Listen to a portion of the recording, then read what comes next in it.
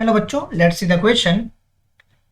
In the given figure, find the value of x if AB is parallel to CD is parallel to EF. So first of all, let's write the key concept. Key concept. तो basically अगर हम key concept की अपनी बात करते हैं, so key concept is sum of angles of co-interior, किसी भी को इंटीरियर एंगल का जो सम होता है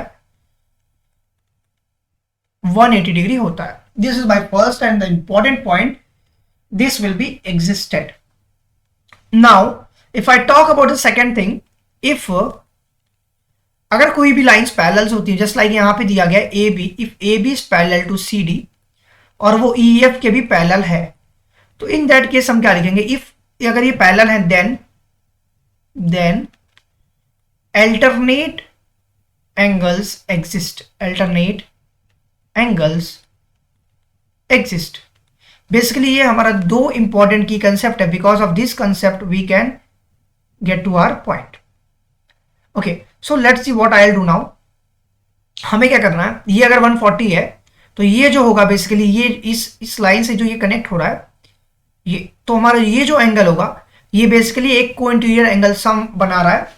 इसलिए मैं लिखूंगा एंगल, इसको मैं निकालूंगा angle E C D plus 140, इन दोनों का समेशन 180 के बराबर होगा, क्योंकि ये लीनियर बेसिकली को इंटीरियर बना रहा है.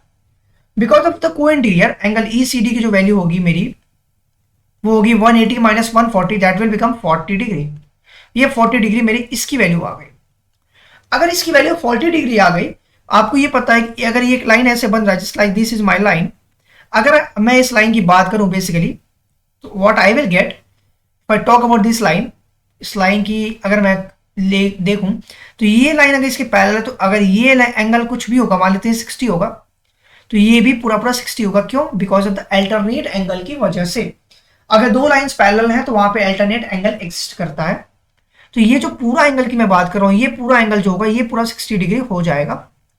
That is what angle B C D is equal to 60 degree because alternate angle की वजह से. Alternate angle. अब हमें पता है क्या, ये अगर पूरा 60 है और इस 60 में ये 40 है, if I talk about this like this, मैं एक एंगल ऐसे फॉर्म कर लेता हूं. अगर ये पूरा एंगल मेरा 60 डिग्री दिया गया है यहां पर, ये 60 और ये चीज मेरे 40 है, और ये मुझे x जो है इतना, ये x की बात कर रहा हूं, ये x अगर मुझे निकालना हो ये वाला, तो मैं क्या करूंगा, पूरे में से 40 को माइनस कर दूंगा. That what I am saying. BCD को हम एक और क्या लिख सकते हैं, इंप्लाइज दैट मैं लिख सकता हूं बीसीडी की जगह मैं क्या लिख सकता हूं, दो पार्ट में, क्या angle BCE plus angle ECD. ये जो है ये हमारा बीसीडी का ब्रेक डाउन हुआ या डिकम्पोज हो गया दो पार्ट्स में. बीसीडी आपको एक्स दिया गया है, आपने ईसीडी निकाला है दैट इज 40 डिग्री, तो आप लिखोगे 60 माइनस 40, बिकॉज 40 वहां उधर जाएगा तो माइनस हो जाएगा.